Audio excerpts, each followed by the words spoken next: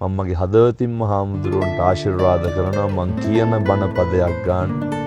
හන්තාන වගේ තව තැන් 100ක් මේකේ හැදෙන්න ඕන ලංකාවේ.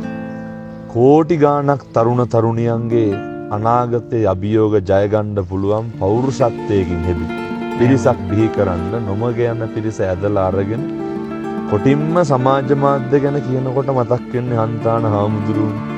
ඒ නිසා සමාජ මාධ්‍ය භාවිතයේ තුලින් අවභාවිතා වෙන්නේ නැතුව කොහොමද ජීවිතය හදාගන්නේ කියන එක උගන්වන්න රාජ්‍යයකට බැරි වුණා ආණ්ඩුවකට බැරි වුණා. නමුත් ඒක හාමුදුරුවෝ කරනවා. ඒ නිසා මේ වෑයම උදෙක් මේ සසුනත් සමාජයත් ලංකාවත් මිනිස්සුන්ගේ සුගතිය වෙනුවෙන් මිසක්කම් කාගේවත් කොන්ත්‍රාත් එකක් නෙමෙයි. හාමුදුරුවෝ සද්භාවයෙන් කරන කටයුත්තක් කියන එක හොඳටම පැහැදිලි.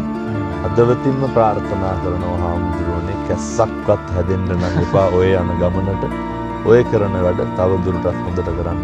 ගොඩක් පිං හාමුදුරුවෝ. ඔබ වහන්සේත් ඇත්තටම අපි දැන් සම වයසේ මම හිතනවා මට වඩා අවුරුදු කීපයක් බාලයි. එහෙමයි හාමුදුරුවෝ. එතකොට අපේම පේරාදෙණිය විශ්වවිද්‍යාලයේ එක විශ්වවිද්‍යාලේ ඉගෙන ගත්ත එකම චීවරේ දරාගෙන ඉන්න තරුණ භික්ෂුවක් හැටියට අපිට ලොකු සතුටක් ඒ වගේම සංඝ සමාජයේ හැටියට ලොකු අභිමානයක් තියෙනවා. ඔබ වහන්සේ සාමාන්‍යයෙන් විවිධ විදිහට සංවිධානය කරලා තරුණ තරුණියෝ දහස් ගණනක් ගෙන්නන්න ලොකු ඕන කෙනෙකුට පුළුවන්.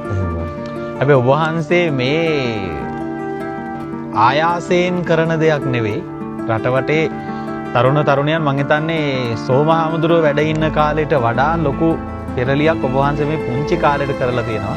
ඉතින් මේක මේ විදිහටම මොන බාධකාවක් විවිධ විදිහට චෝදනා ඉස්සරහට තව ගිහි පැවිදි දෙපාර්ශවයෙන්ම විවිධ අභියෝගයේ ඒ කිසිම අභියෝගයකදී නොසැලී නොබියව මේ ශාසනයේ චිරස්ථිතිය වෙනුවෙන් ඔබ වහන්සේගේ මේ ලබා දෙන අමිල දායකත්වය ඉදිරියටත් ওই විදිහට ලබා දෙන්න තරුණ භික්ෂුවක් හැටියට ඔබ වහන්සේ පසුපසින් අපිත් සදාකාලිකව ඔබ වහන්සේගේ මේ ගමන තුල ඉන්නවා කියලා හදවතින්ම මතක් කරනවා. ගොඩක් පිං හාමුදුරුවනේ.